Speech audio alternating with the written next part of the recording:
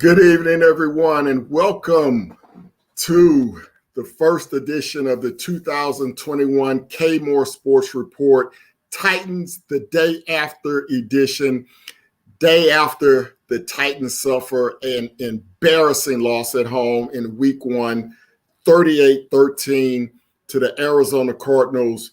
We'll break it all down for you. We'll look ahead to one of our popular segments, the good, the bad, the concerning.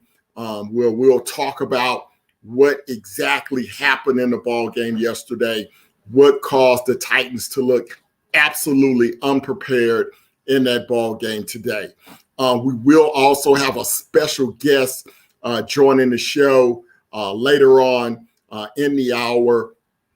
The man himself, the Blue Enforcer, Titans in Truth, just got off of his show about an hour ago. So he will be joining us to give his take on what happened as well in the ball game. First, let's get some housekeeping duties out of the way as we normally do. If you guys would like to donate to the show, you can do that if you have a Venmo account. You can donate at Kenneth-Moore-8667. It's also in the comment section if you guys want to donate to the show. Similar to a super chat, not really a super chat, but has the same value as a super chat if you want to donate to the show. Most importantly, we want you guys to always be a part of the show. So hit that notification bell, hit that subscribe button, smash the like button, and share out the video to all of your football friends who are interested not only in the Titans, but in other teams, particularly in the AFC South, Colts, Jaguars, Titans, and whomever their teams may be. And you can also follow me on the social media platforms, of course, at K-More Sports on Twitter, just like here on YouTube at K-More Sports, and on IG at Kenmore Sports on Instagram. So those are the ways that you guys can follow the show. And so Titans day after edition coming up. Now, there was some breaking news this afternoon from the Titans. In case you missed it, of course, Michael Bagley, the kicker that they signed to replace Ficken, who's out at least 3 weeks with an injured groin.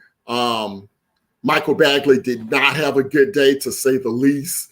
Not surprising for the Titans in their kicker situation, which has been an utter disaster for the last year and a half. It continued yesterday as Bagley missed a field goal, also missed an extra point. Well, he got his walking papers this afternoon, and the Titans bring in Randy Bullock. Randy Bullock is who the Titans bring in. Now, Randy Bullock has not been an absolute disaster in his career, but of course you know that the Titans would have to go get another former Texan like they always do. Now, Randy Bullock is most frequently a member of the Cincinnati Bengals, where he had an okay year last year. We'll look at his stats in just a moment. But it seems as though to me, every time the Titans have a problem, they have to dive back into that Houston Texans well. You know, if it's not Brooks Reed, who we signed at the end of last year to come in as a linebacker, if it wasn't Jonathan Joseph, who was an utter disaster last year as a cornerback, who we had to release halfway through the season, if it wasn't Kevin Johnson, another cornerback who we signed at the beginning of this offseason, and then he ultimately retired because he's had too many concussions, as if the Titans didn't know that. We all know how the Jadeveon Clowney saga went last year. That did not end well. And so now we dip into that ex-Texans well again with Randy Bullock. Now, again, Randy has not been an absolute disaster in his career, but it has been a roller coaster ride of a career. As we look at his numbers, he came into the league in 2013, only connected on 74% of his kicks as a rookie, but then he did proceed to get better. 85%, 83, 82%. before he was released. Did not play in 2000. Well, he did play partially in 2016 with Pittsburgh. Then he resurfaced in Cincinnati. And over the last couple of years, not horrible. In 2018, he made 82.5% of his kicks. 2019, he made 87% of his kicks. Last year, he was 21 of 26, a shade under 81%. So not an absolute disaster when it comes to Randy Bullock, but this is a guy that will make a 50-yard kick in the first quarter, and then he'll miss a 35-yard kick at the end of the game to lose you the game.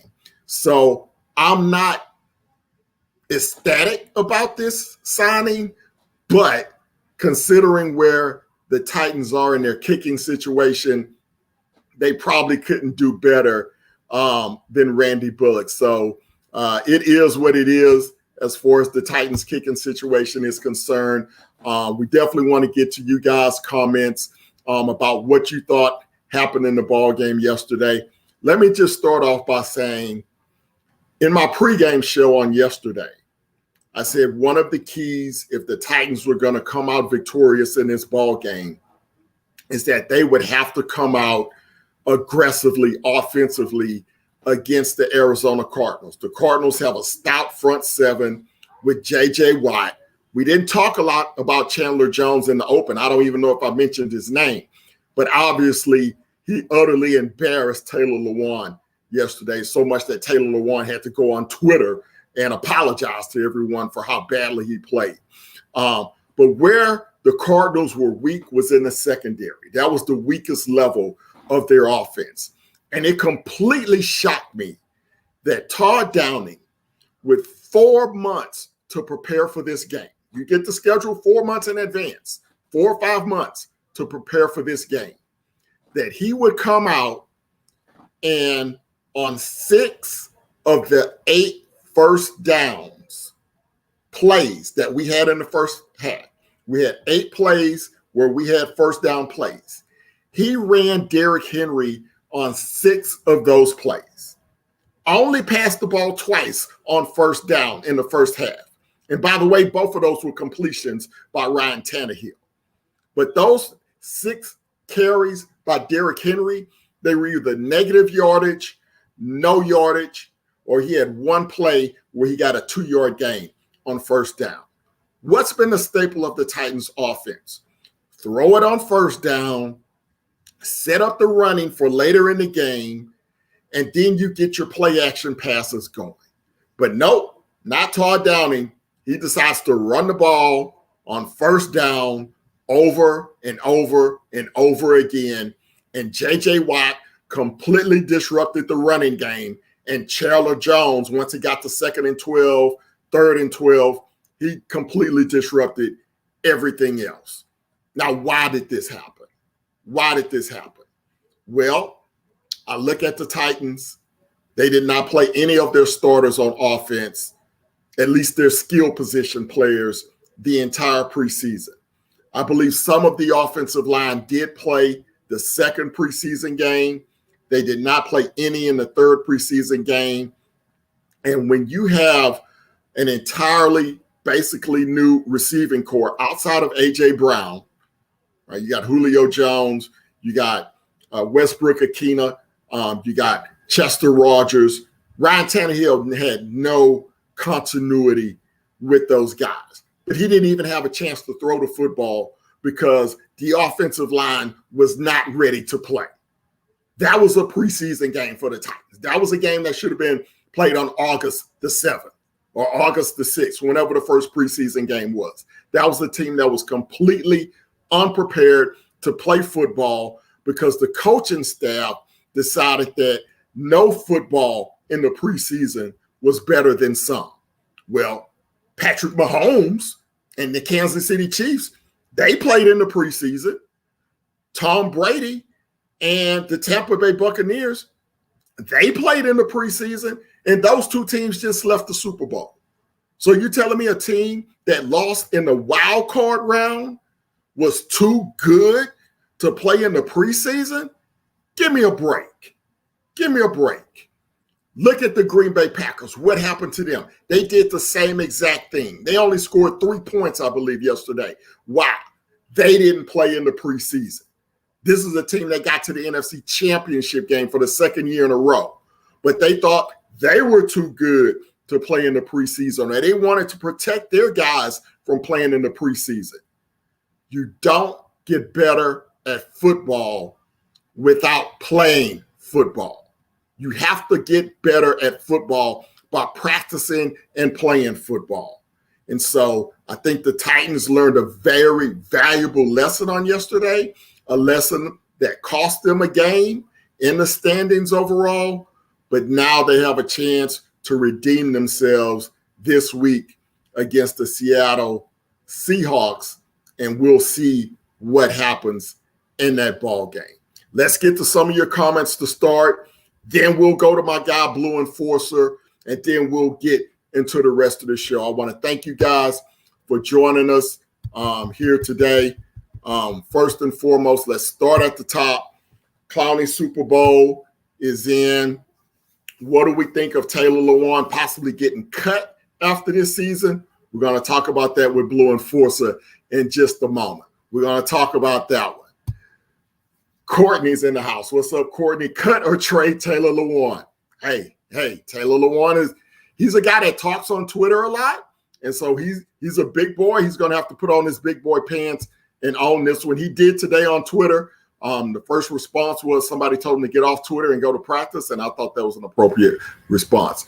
Courtney says, play calling too predictable. We refuse to adjust when things aren't working. Exactly. That was one of our concerns about Todd Downing. Would he be able to adjust in game? He failed in week 1. L. Pierce, we have some serious work to do. Not happy. I don't think anyone was happy with what happened on yesterday. Very, very disappointing start to the season. Kent Wood in the house. What's up? I'm not sure this team is ready to take the next step, but fingers crossed that things get turned around quickly because Seattle is going to be a tough game. Talked to a friend of mine on yesterday who's a big Colts fan. He said, man, the Titans may be in trouble because Seattle did to the Indianapolis offensive line what Arizona did to our offensive line. And Indy is supposed to have the best offensive line in football, and they got destroyed yesterday by Seattle. I was told that they had guys coming off the edges. I watched some of the second half of that ball game, and they just completely obliterated the Indianapolis front. So the Titans have a tall task ahead of them coming into this one. Let's go ahead and get my guy, Blue Enforcer, in the house. I know he may have wound down a little bit from his show, gave him an hour to kind of decompress and get his thoughts in on what happened yesterday. Titans in Truth, thanks for joining the show. Your initial thoughts on what you saw yesterday afternoon, because you were in the house. So tell us, what was it like in the stadium with the excitement coming in pregame and how it all ended 3 hours later? And you know, that is an excellent point that you bring up.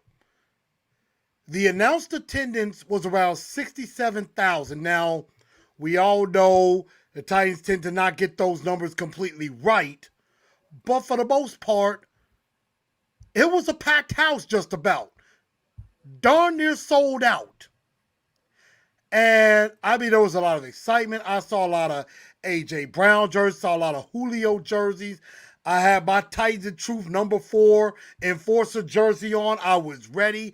I was pumped. Met with some of the other YouTubers, Mr. Titan, Titans Rossi. Met with some of them before the game. And there was a big-time excitement in the air. And then Chandler Jones and Kyler Murray just sucked all of that out of us. And it didn't take long for that to happen. I mean, people were probably leaving by the end of the third quarter. A lot of people left. And I kind of understand that, because I mean, there's not enough words in the dictionary that could describe this type of loss. I mean, I could probably go through the dictionary and think about it. Abysmal, humiliating, embarrassing, putrid, lethargic, disinterested, discouraging, downright awful. I mean, that's just to name a few. It was a unmitigated disaster what happened yesterday. And I know we're going to get to good, bad, and concerning. I'll be perfectly honest with you. It will be very hard to find anything good to say. Now, I did find a couple, but it was very difficult to do so. But, man, that was a humiliating way to eat some humble pie. And you were absolutely right. You know, AI did his press conference like, we talking about practice. Practice? A game like that, that's why practice is important. That's why practice is necessary. Instead of coach cautious, being all cautious, afraid of, oh, I don't want my guys to get hurt. I don't want Tannehill to get hurt. I don't want AJ to get hurt. I don't want my big guys to get hurt. But then they don't practice and they perform like this. The defense, okay. I expected them to struggle some. They're trying to come up a bit. They did a few nice things, but not overly great. But the offense was the biggest disappointment of all of this. And you said it. 6 of the 8 plays on first down were runs. I told a fan in the stands, I said, I'm calling it. First play out of the gate, play action to Julio. That should have been the first play out the gate. Take the wind out of the Cardinals' sails early. You come with play action. And I have said this for years, and the Titans just refuse to do it. Use the pass to set up the run. They keep trying to use the run to set up the pass. And I honestly thought with Downing, it felt like Terry Robisky was the offensive coordinator all over again. Yep. I told somebody, I said, is the ghost of Ken Whisenhunt somewhere around here? I'm like, is he in the stands today? Because, the offense looked like it was that old prehistoric, archaic, back to the Flintstones days type of offense. That's what it looked like. It looked ugly. It looked disorganized. They looked disinterested. I think they honestly thought this was going to be a cakewalk the first week. That's what it looked like to them. Very lackadaisical. And one of the fans was talking to me on the way out. He was like, I was sitting on the other side. When the Cardinals were warming up, they looked crisp. They looked ready. They were ready to play. We did not. And we thoroughly got our asses handed to us. Thoroughly and convincingly. And I think, Truth, that as a player, when the coaches go in with the game plan like that, Julio's not going to say anything, because he's new, right? And he got chewed out today in the press conference, by the way. I saw that. AJ, still a young guy. Henry's a very quiet guy. But internally, I'm sure those guys were like, what in the heck are we doing? This is not how the Titans have played football the last 2 years. Running dive plays into the line of scrimmage. There was no zone read with Tannehill at all yesterday. Where was that in the playbook? No creativity. The one time you tried to run a rollout on a second series, there's no block on Chandler Jones, and he has a feast, on Tannehill by himself and forces the fumble. So I think sometimes as players, they can get discouraged because they don't see any creativity. Players want to go into a ball game saying, hey, I look forward on play 7, we're going to do this. They did try to run flea flicker, I believe, which worked. Tannehill kind of underthrew the ball to Chester Rogers because I think that could have been a touchdown. That was the only creative play that they really had the entire game. Let's get a couple. And the fake punt. The fake punt was very good. But here's what happened after the fake punt. Didn't take advantage of it. You run the ball again on first down. Did not take advantage of it. Second down. You came right back and ran on first and second down right after the fake punt. What was the purpose of the fake punt if you're just going to take the ball and run the ball again? And that was probably one of the turning points of the game was that, yes, early on, the defense kind of got knocked back a bit. Then they kind of got it together, held them to 3. And then, that first touchdown, that really wasn't the defense's fault because that rollout. And I mean, I don't know if that play action was even sold well at all. Chandler Jones did not fall for it, not one bit. I understand why a blocker was not out there because it would kind of be like the read option. Chandler Jones was supposed to go straight into Derrick Henry, and Tannehill would be able to roll out and have some room. Chandler Jones was having none of that. It was like he was in the huddle, like he knew what was coming. And the fake to Henry, Chandler Jones kept going straight at Tannehill. Even if Henry gave the ball, he was going at Tannehill.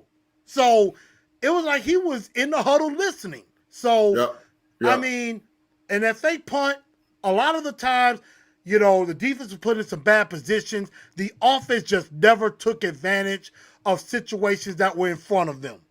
And like you said, there was no zone read, no creativity. They didn't get Julio and AJ involved until like the third or fourth series, late in the first quarter, early in the second quarter. They finally go to AJ and Julio. And all I kept thinking is, you got 2 prolific receivers on the outside. Why the hell are you not using them? I said this on one of my points to victory last week. Be who you are. Don't get too cute, but don't be predictable. And Todd Downing was so predictable. You and I, we could tell what plays were coming before they even called it in the huddle. Yeah, and on that rollout with Tannehill, that's a play that has to be set up. You set up that play by running to the outside, and then you bait him into going upfield, or you run inside the other way where you can bait him to come upfield. They hadn't set that play up to even run that play yet. So that's what made it so bad. Let's get a few of these comments in here because we got a lot of people in the house, a lot of comments in the comment section. Sin City's in the house. His first comment was, do we have a kicker for next week? Maybe you missed the beginning of the show. The Titans signed Bagley got cut. We signed Randy Bullock today, former Cincinnati Bengal, former Houston Texan. He made about 81% of his kicks last year. He's a career, about an 82% career kicker. He's been in the league since 2013. He's kind of an up and down kicker. He's the type of kicker that will make a 50-yard field goal in the first half and miss a 35-yarder to win the game at the end. So he's not a guy you can really depend on, but he's the best available. He's been in the league for 8 years now. So I'm not happy about another former Texan, but that's just me. And you know what? With Randy Bullock, I figured that was probably going to happen.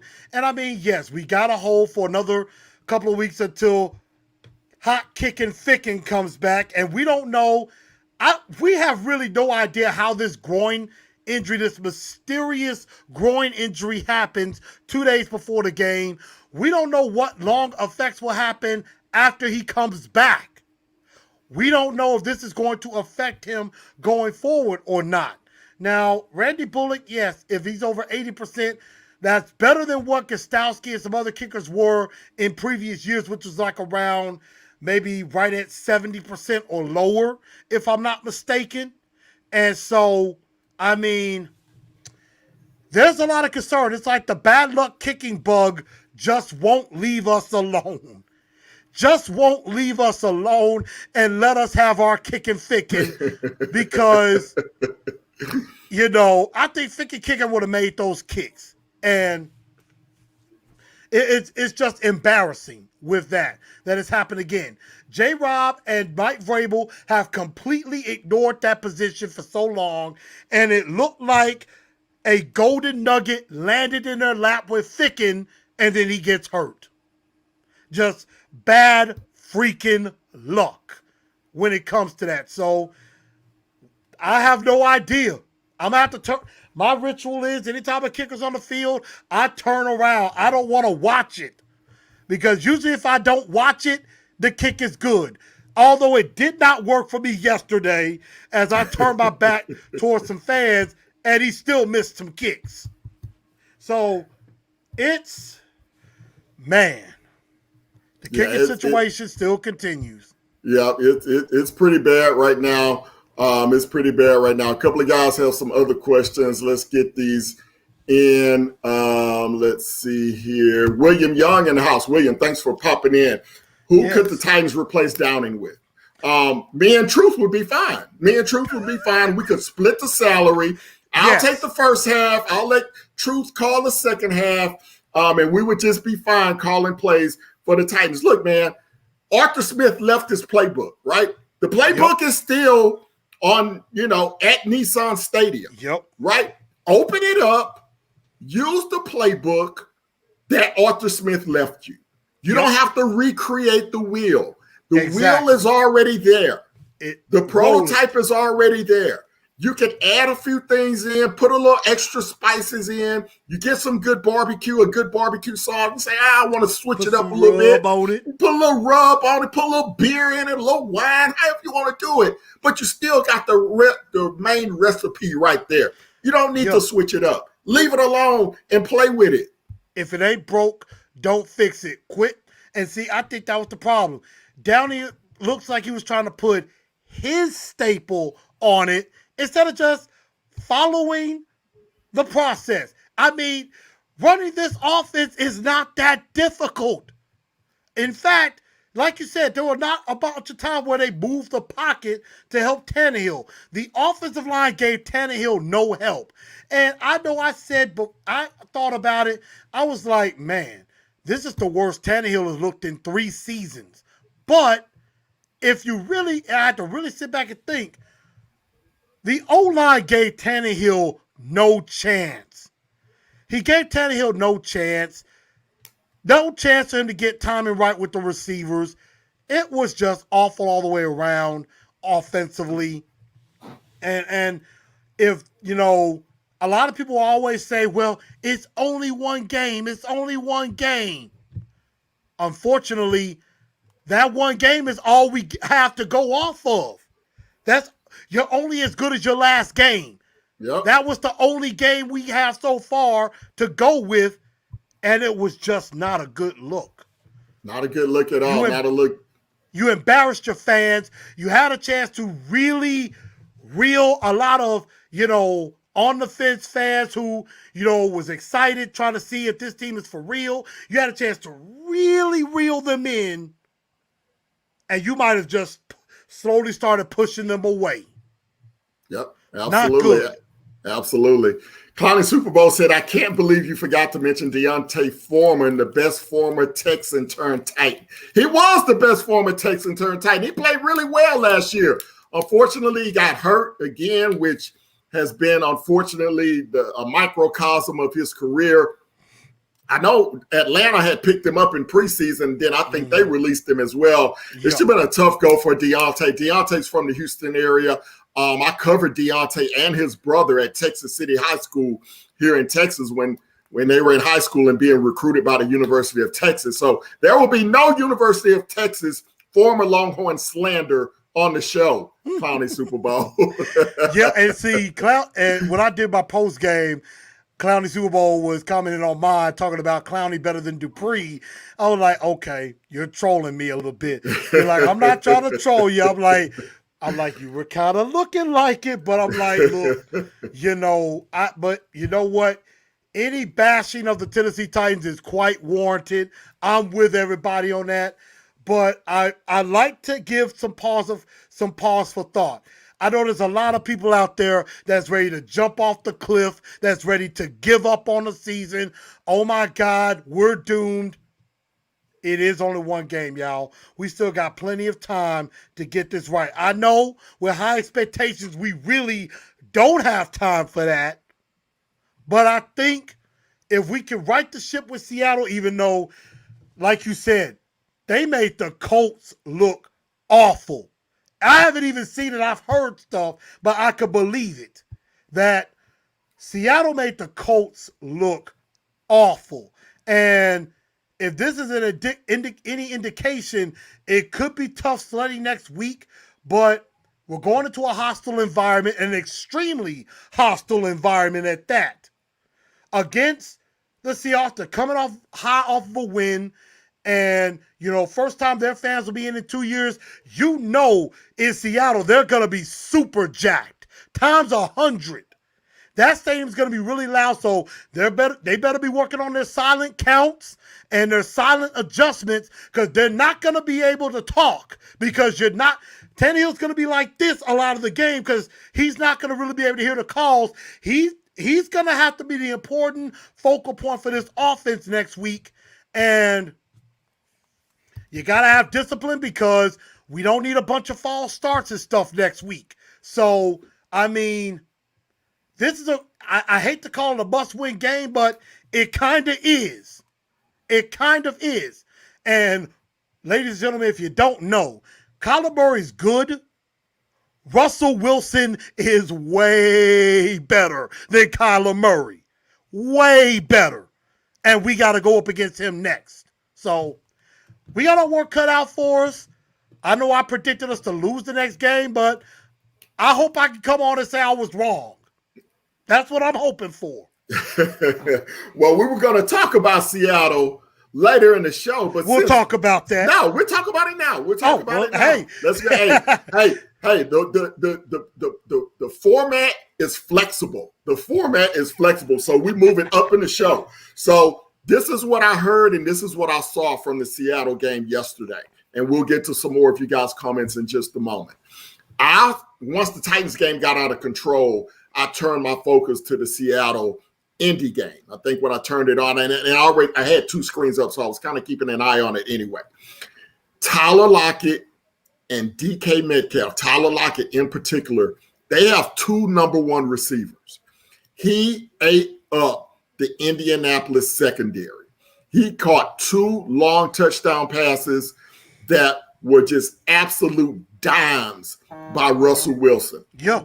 So he had a great game yesterday, and I didn't see a lot of the first half. Apparently, that's when their defensive line did most of their damage. But here's the key for that defensive line with Seattle. They're going to be even better next week because you just mentioned it. They were on the road in Indy, and they were able to get past their tackles. Think about they're at home now. The Titans are going to have to deal with crowd noise, probably go to a silent count. That means the offensive linemen, Lewan and Quisenberry, they're going to be a half step slow just because of the crowd noise.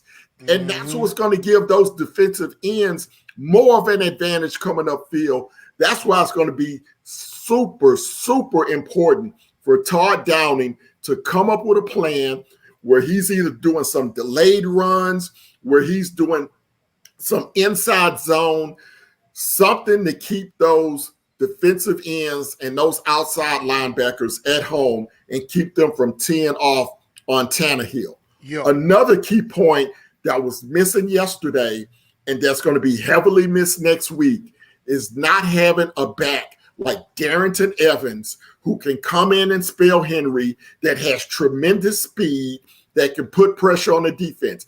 That was the whole reason Darrynton Evans was drafted, to be a quality third down back, to be an excellent backup, change of pace guy. If you look at the Dallas Cowboys, Zeke Elliott has gotten slow the last couple of years. But what they do, they'll bring in Tony Pollard, who's very fast, very quick, change of pace guy.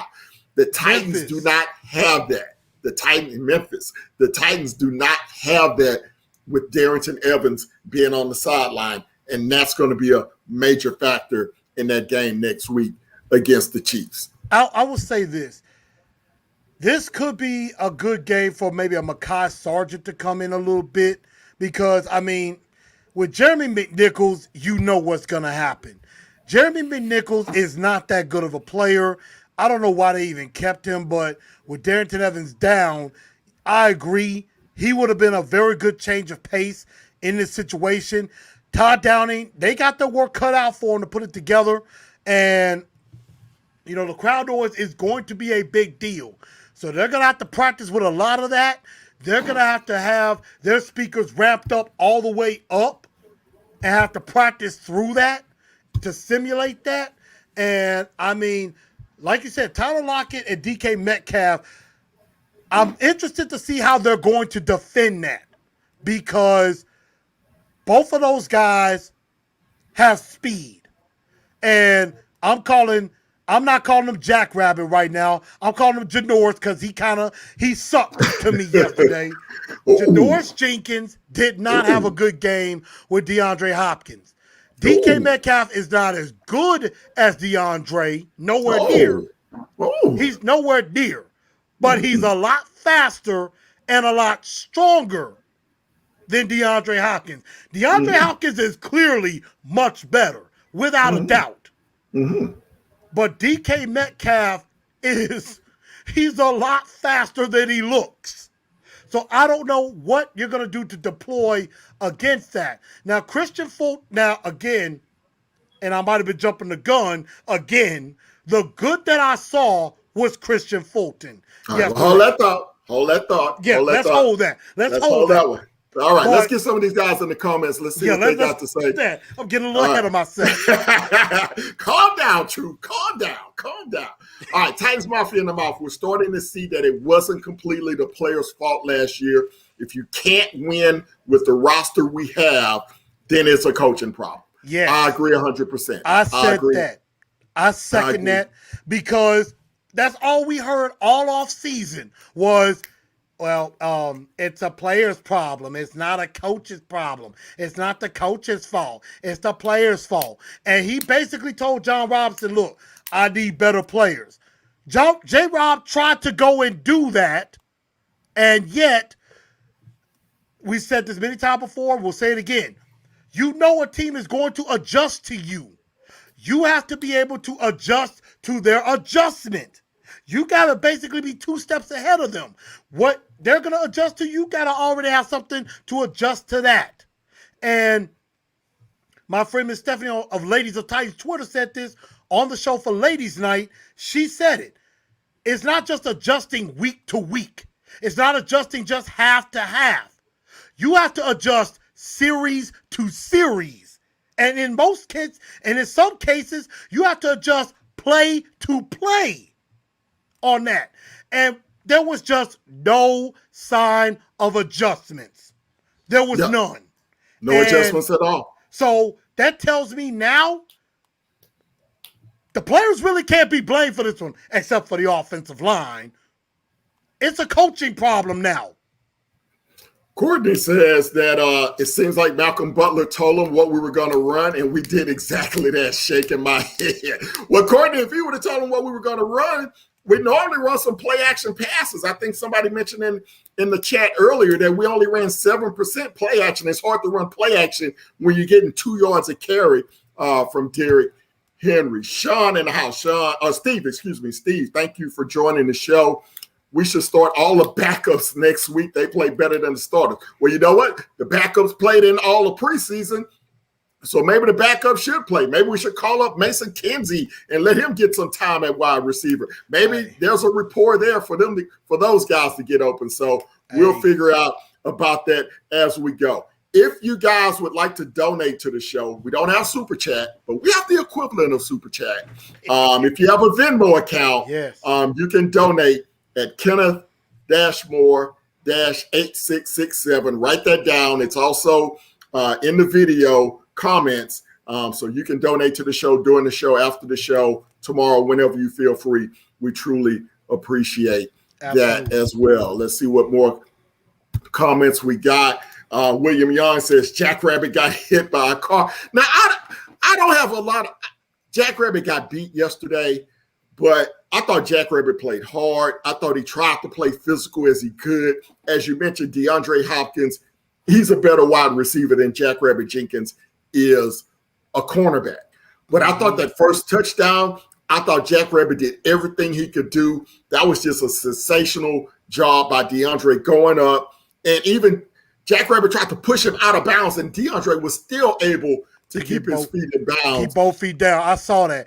And it looked like it was almost going to be just 1 foot. It looked like it was going to be 1 foot. And he was trying to prevent that. I did see that. I agree. And one thing I posted today on Facebook, I'm so glad that the Texans traded him to Arizona. You know why? We don't have to see DeAndre Hopkins again for 4 years, and he'll be 33 years old at that time. That is good. We don't have to see him again unless it's in the Super Bowl. If both teams make it in, I wouldn't mind seeing him in the Super Bowl because that means we would be there. Steve says Rossi out-sit Lewan if he doesn't improve. Rossi came back and said, I agree, but he thinks Lewan will bounce back. We'll hit on Taylor Lewan in just a few moments. Philip's in the house. Philip Maddox, thank you for joining the show. God. Philip, what up? We're going to find out how much Fulton improves because he had a great game versus A.J. Green, but he's going to face a harder challenge going against Tyler Lockett this week. And we're going to talk about Christian Fulton in just a moment. He got a pretty good grade from PFF, but I agree. Going against A.J. Green is at this point in his career, it's a whole lot different than going against wide receiver one. So there's 2 wide receiver ones in Seattle. So he's going to have a tough cover right there. Titan Rossi in the house. I guarantee Kenzie would give maximum effort, to say the least. Julio Jones, speaking of wide receivers, dropped a couple of passes yesterday, had that critical unsportsmanlike conduct penalty when Derrick Henry finally had a good run, and then it was called back. And Mike Vrabel went off today when asked about it. He said, we don't teach that bleep here, and put that in bold letters. What do you think the message that Vrabel was trying to send to Julio Jones, and how do you think that message will be received? Basically, that message is, look, get your head out of your tail and be the Julio Quintorris Jones we all know and love. Quit with the bull crap and be that dominating receiver that you're supposed to be. Because, I mean, for Julio, that was a horrible debut for him. Only 3 catches, 29 yards. He got targeted 6 times. Usually seems to have reliable hands. He had a couple bad drops. He had the tip. He had the ball off of his hands. The tip that became an interception. Drops a touchdown pass he should have had. I mean, I don't know if it was nerves or anything like that. Maybe not the continuity with Tannehill, but I mean, Julio did not look good at all. I mean, and I'll be honest, AJ really didn't look much better. I mean, you're supposed to be 1A, 1B. We're supposed to have what Seattle has, 2 wide receiver ones, and we didn't act like we had them. We didn't use them right.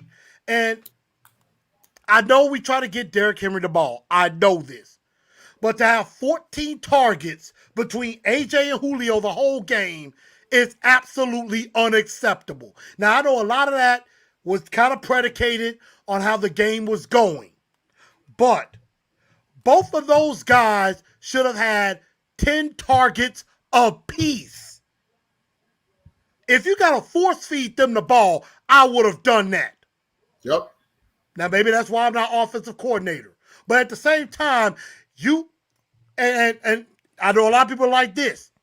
Gee, we go for Julio Jones. Look at Corey Davis. Goes for 100 and caught 2 TDs for the Jets. Well, the Jets suck, but they did well. I mean, he's in a new spot. We can't worry about who's not here. We can only worry about who is.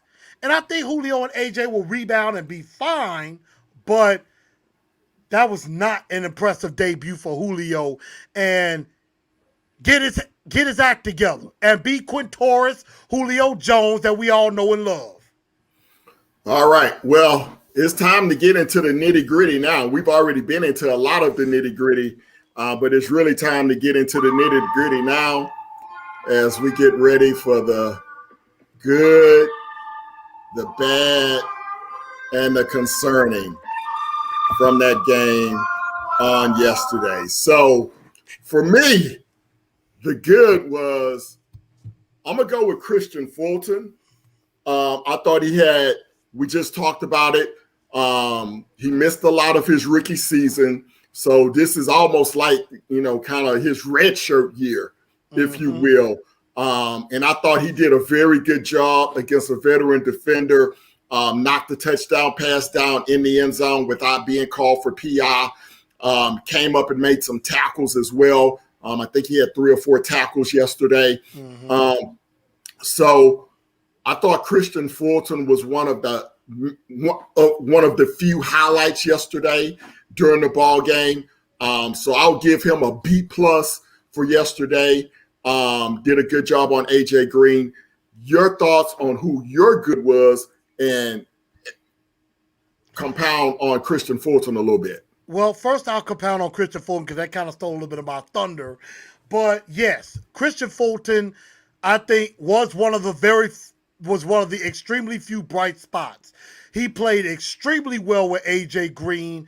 And I mean, yes, AJ Green is older, but remember, he is still AJ Green, a very good receiver. And he did extremely well with him, was very physical, was very, challenged him. I think the secondary did all right for as much as they could. I mean, on the outside. And so I think Christian Fulton did a lot of good. I think my good has to go, well, there's 2 ways I can go. One is Kevin Byard. I think Byard had a very good interception that set up a touchdown for the Titans. And I thought maybe, somebody was saying on my show, my postgame was, why are they celebrating when they're getting their butts kicked? I think with that was kind of trying to breathe a little life back in the Nissan Stadium that Arizona just sucked out of us, and was trying to bring some life back into the game a little bit. And, it resulted in a touchdown, but the only problem was Arizona goes back and scores the very next drive. Yep. So I think Kevin Byard is on a redemption tour. And for the most part, I think it was off to a good start. And I will say another good was the fan base. They came out, they were ready. It's not their fault that the product on the field was humiliating, was lethargic. They came out.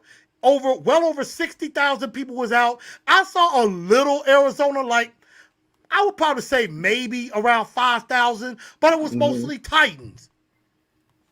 And they had a chance to take Nissan Stadium slowly back, and they failed to do it. But the fan base was there. They were energetic. But then when Arizona just took the wind out of our sails, it was really not a lot of getting back. But good on Kevin Byard. Yep, absolutely. William Young had a question. He said he would let Farley cover Metcalf. Look, man. Look. Let me take off the glasses.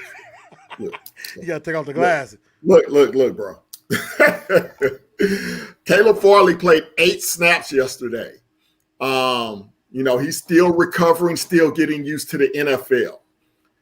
Yeah, he can run probably foot for foot with DK Metcalf, but there's a lot of other things that go into the cornerback position than just running speed for speed. You got to be able to start, stop.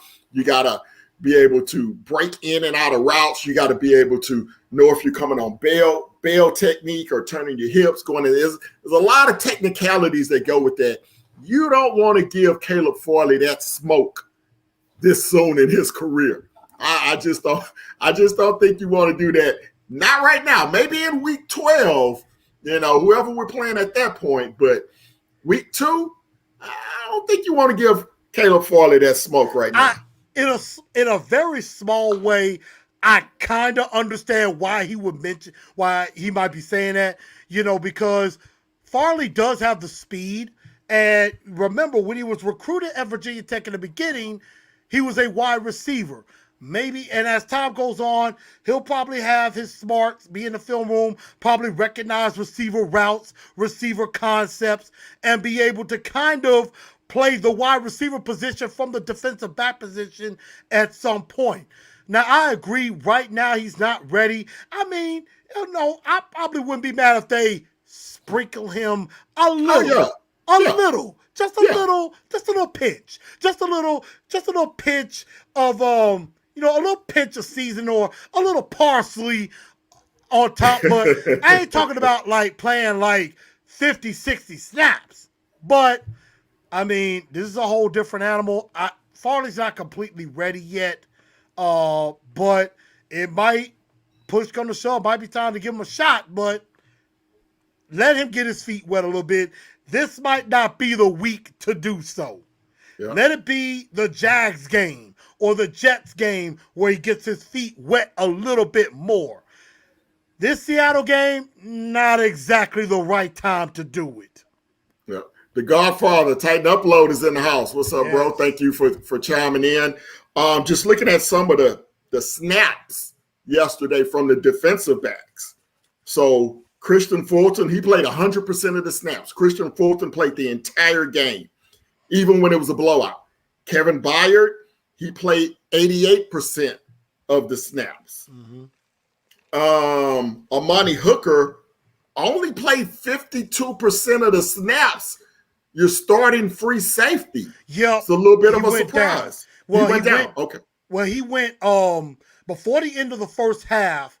Before the end of the first half, I did see Amani Hooker go off into the locker room, and I don't know if there was any type of apparent injury or anything that happened to him. I think for precaution, they kept him out the rest of the game because I think that's why Bradley McDougald was in there quite a bit and things like that. So I haven't really heard, well, Vrabel's not going to say anything as far as injury, but I haven't heard anything that's going to be lingering just yet. So fingers crossed that it was maybe a precautionary thing and that the game was so out of control. It was like, you know what? Let's just sit you for the rest of the game. It's out of control. No need to risk further injury. I'm thinking that's what it was. But yeah, he went out late in the first half and it looks like he did not return. Okay. And then along those lines, Farley, he played 8 snaps. I think most of those were when the game was out of hand. Yeah, garbage. Breon Borders only played 2 snaps compared to the rookie Elijah Molden, who played 41 snaps, 59% of the snaps. That was a surprise to me that Molden is ahead of Breon Borders. Your thoughts? Well, I would say mainly because number one, Chris Jackson was out of the game. Number two, he was mainly in the slot. And Elijah Molden had a little bit tough time with Christian Kirk because Christian Kirk got some speed to him. He got some speed to him. And there was that, and this will probably be part of my bad as far as some of the defense. But Molden, I think he kind of had his welcome to the NFL moment. I think this will help him. I think Molden is going to be fine. I think Molden could end up being the hidden gem as the season goes on. I think it was just his first game, but he did some good. He did some not so good, but I think that was the case. And Borders, I think, is more of an outside corner. We could see a little bit more of Borders this upcoming week, perhaps. I mean, I think Borders is better than a lot of people will give credit for, but we'll definitely have to see. I mean, Breon could get a little bit more call, especially with a young DK Metcalf, if Janoris has a little bit of trouble. So we'll have to see. All right. Well, let's go to the second part of the good, the bad, the concerning. The bad for me, obviously, Taylor Lewan gives up. I won't say he gave up 5 sacks, but Chandler Jones was responsible for 5 of the sacks. Taylor Lewan was probably responsible for at least 2 or 3 of those. He had a horrible game. He did go on social media today or either late last night and acknowledge that he had a horrible game and says that he has to get better. Here's my thing with that, and we kind of go back to not playing in preseason because there's only so much you can learn about a player in practice. Even in the 2 scrimmages against Tampa Bay, obviously we don't know how well Taylor Lewan performed or didn't perform. But when you have a player coming back from a significant injury, yeah, you want to be cautious with him, but you also want to see what he has in the tank, because it's your responsibility as a coach, Mike Vrabel, and as a general manager, John Robinson. If you see that Taylor Lewan is not 100%, that he's not fully recovered, or that he's lost a step as far as his lateral quickness is concerned, it's your responsibility to have a competent backup available that you can go to in those situations. And the Titans were completely unprepared. They are completely unprepared this year because there's no Dennis Kelly now. If something happens where Lewan is taking a step back, he's not the Pro Bowl tackle that we expect, he is the anchor of that offensive line. Yep. The guy next to him, Roger Saffold, also had a horrible game yesterday. He got blown up in the run game time and time again. Yep. So the left side of that offensive line, which is anchored by Taylor Lewan, if it is not competent, in my opinion, this could blow up the entire season because you don't have competent backups. You have to go to Kendall Lamb, another ex-Texan. I forgot to bring him up earlier when I went through my ex-Texans. Kendall Lamb was on the field. I had to go to my phone and was like, who is 71? I'm like, oh my God, it's Kendall Lamb, another ex-Texan on the team. If we don't get out of the mindset that every backup player on this team has to come from Houston, this team is going to end up like Houston. Not the Houston we saw yesterday, but the Houston that we saw in all of 2020. It has to stop. It has to stop. You know what? I will save that for later. I got some more on that. My bad, we'll have to say, is my bad has to go on the coaching. And my bad has to go to coaching. And it's that I just, again, Vrabel, Downing, and Bowen all looked bad. No adjustments, unprepared, too cautious, too predictable, and I mean, no creativity, no change of pace. It was just the same dried up, tired thing they kept trying to do, thinking that it was going to be a different result. I'm like, it looked like a chapter of a story we thought we passed, but we ended up repeating and reading all over again. It was not a good thing at all. And you said something earlier that they may have played a little bit in the second game. No, the Saffold and Lewan played in the third game against the Bears a little, I think a couple of series, and then they went out. They didn't really play. But a lot of the offense did not play at all in the preseason, so you were right about that. But my bad was just the coaching. Just no adjustments, nothing at all. And, I mean, yes, the defense had some bad moments. When I was talking about Elijah Molden, kind of got whipped a little bit. He doesn't have a lot of top-line speed to keep up with a guy like a Christian Kirk. But at the same time, Bowen did not have any safety help on that play. I think you might have said it. They were playing zero coverage. It was man-on-man, no safety help. One-on-one. Cliff Kingsbury called a timeout. He saw the matchup he liked. He was like, look, go after that guy. And they did exactly that. And I know a lot of people say, well, we didn't really have a pass rush again. A lot of that was Kyler Murray, and I'm going to give shout out to him. Yes. You know, I called into Stillman and Company on 102.5, the game here up in Nashville. And, you know, Jared Stillman was like, okay, look, we can't be saying that. No, Kyler Murray was okay. I'm like, no. Kyler Murray was pretty damn good yesterday. Yes, sir. He was pretty darn good. I mean, there were some times the defense got him off his spot. We're doing the right things. We're doing all the right things. They just couldn't catch him. There was a time where he was going back. He ended up getting Bud Dupree flushed him out to the right. Landry was facing him, and then he stopped, popped back a bit.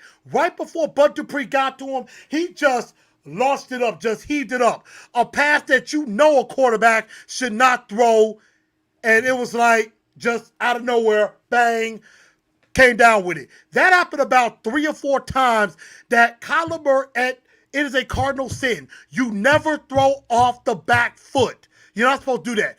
Kyler Murray did that about 3 or 4 times, and it worked. It worked. Normal quarterbacks, that does not work.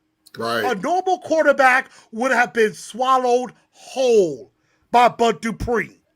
And there was a couple of times where Bud Dupree, he had a line shot at him.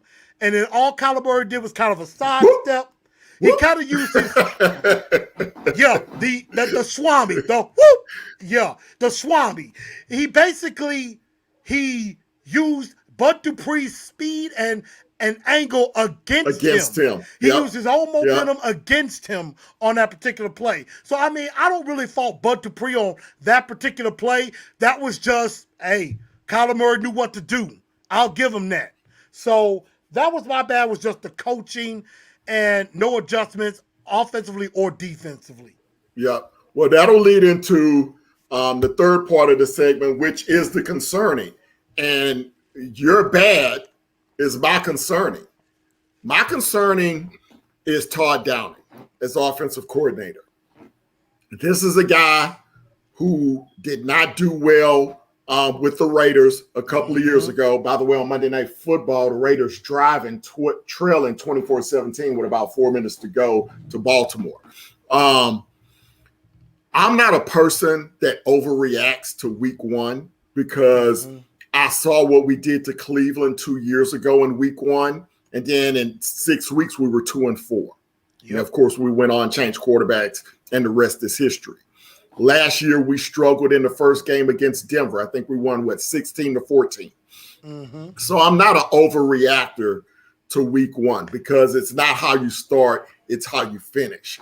But what has me concerned about Todd Downing is that if you had came in with a good game plan and you still lose the game because the other team plays better, that's one thing. But when you come in with an elementary game plan, like your Terry Robisky or Ken Wisenhunt, as you mentioned earlier, that really concerns me because I don't know if you can't prepare for a team and you have 4 months to prepare. Right. How can you prepare for a team when you only have 6 days to prepare? Or if you have a Thursday night game and you only have 4 days to prepare. It's very concerning to me that this is a guy who was not aggressive in his play calling. He leaned on Derrick Henry like he was the only offensive player on the football team. And I have a lot of concerns the next 2 weeks because if you go into Seattle, say you play well and still lose. Now you got to come home to Indy. Indy has a tough game against the Rams this week. Both teams could come into that game 0-2, and that's a game that becomes enormous. It's already a big game, but it becomes an enormous game at that point. Yep. And I'm not sure that I trust him to be able to make the adjustments to carry this team forward where we hope that they can go. And you know what? I agree a lot with what you're saying in reference to Todd Downing. Maybe it was nerves, first time being an offensive coordinator in 5 years. Maybe that was something. And I mean, you know, I heard the stuff with LA because sometimes they were saying with the Raiders, it's like sometimes he would go away from what was working or go away, you know, he basically tried to fix stuff that wasn't broken. So I can understand where that is definitely concerning, and it is. You know, a lot of people I think are really overreacting bad. after a lot thinking the season's over and it's just week one. You know, Right. a lot can happen, a lot can change, and can be better for us going forward. But I think we were thinking kind of on the same wavelength because you said that my bad was your concerning, your bad was my concerning. Your bad was my concerning. Yeah, And yeah, yeah. that is the offensive line. The offensive line is extremely concerning to me right now. And Taylor Lewan played as bad of a game as anybody could have thought. I mean, what happened yesterday was probably the worst case scenario. That's doomsday protocol. That was not supposed to happen. I don't think anybody in their mind saw this happening. Nobody. I sure the heck didn't. I didn't see it. And, you know, I don't think the Arizona Cardinals obviously didn't get the memo that this was supposed to be a win for us. They didn't get the memo. They didn't get the email. So, I mean, I said it. Taylor Lewan got ate alive by Chandler Jones. Chandler Jones is like my mama, and Taylor Lewan was me. My mama took me to the woodshed. If I did, a little quick story. I was in 9th grade, and I was going to class and everything. I was struggling in my English class. My mom came to the school and talked to my English teacher. She was there while I was in another class. My mom, I get in the car after school, and I think this was after football season. And she was like, how was school today? I was like, it was all right. How was English class? I didn't pick up on that and think, uh-oh, something's not right. Mm-hmm. And so she was like, I talked to your English teacher, and she went on and lit me up. She whooped my tail, and I probably deserved it. That's what Chandler Jones did to Taylor Lewan. He took Taylor Lewan to the woodshed and whooped his ass till he couldn't sit down. That's exactly what Chandler Jones did. He made Taylor Lewan his B word. Right. And right. And when you said Kendall Lamb was in the game, all I thought was Kenmore called it. He called it a long time ago. Like I remember when we were talking about it when Kendall Lamb was first signed, and you hated it from the word go, and I was and that stuck with me. I was like, Kenmore hit the nail on the head. I remember him saying this 4 months ago. Well, no, take that back. I remember him saying this 6 months ago. And you hit the nail on the head. I'm like, I would have rather Ty Sambrailo and Quesenberry play better on the left side when Lewan got hurt last year than what Lamb showed in that game. I probably would have felt better if Sambrailo was on the left side.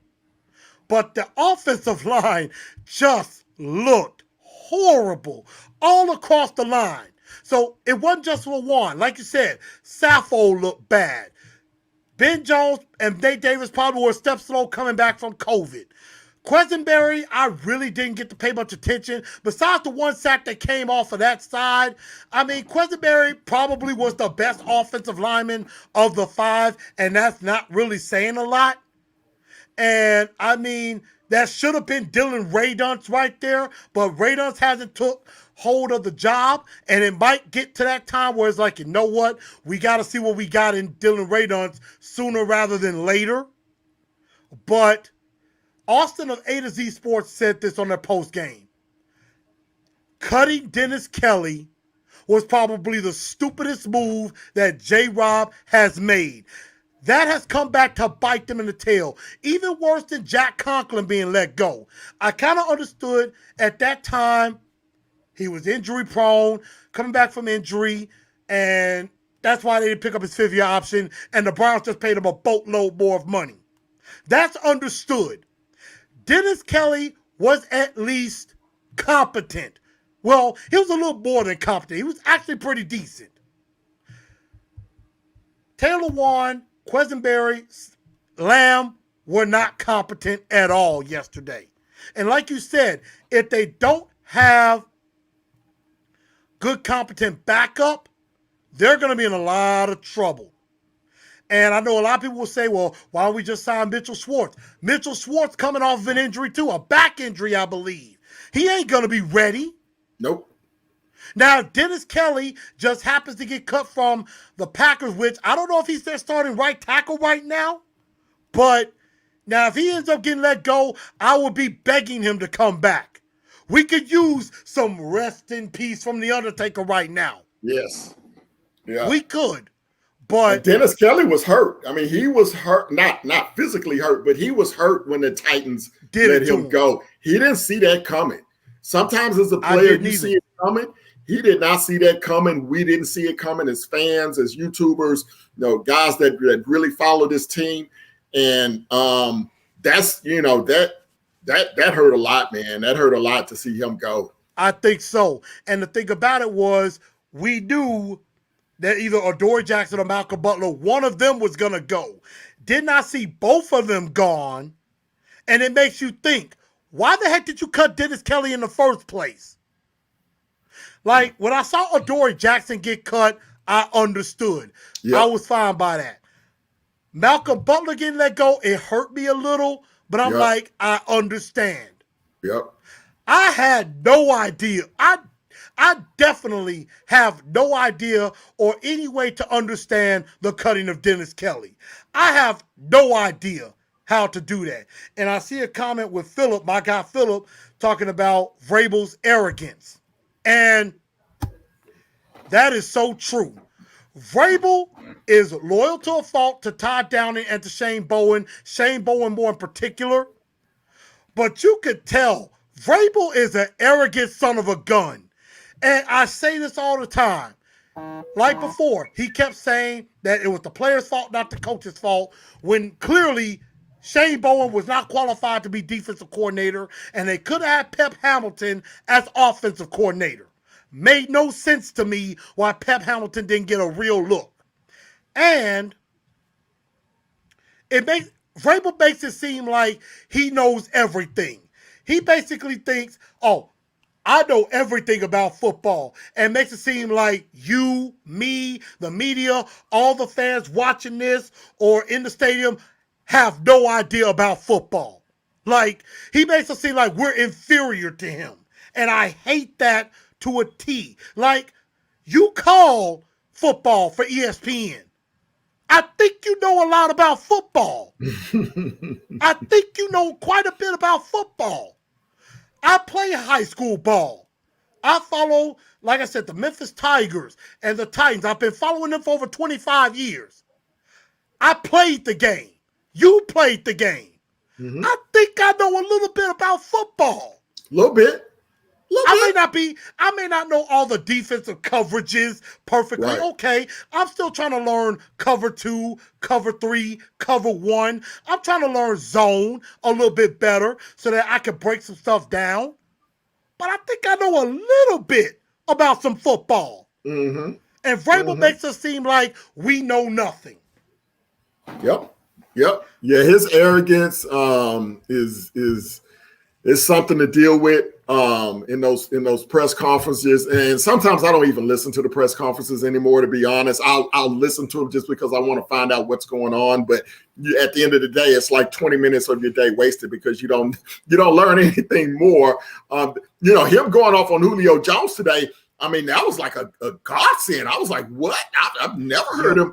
Even Isaiah Wilson, he would just kind of brush it to the side and really not address the issue, but that Julio Jones thing, that got under him a little bit. William Young, J-Rob made a mistake signing Lamb and cutting Kelly.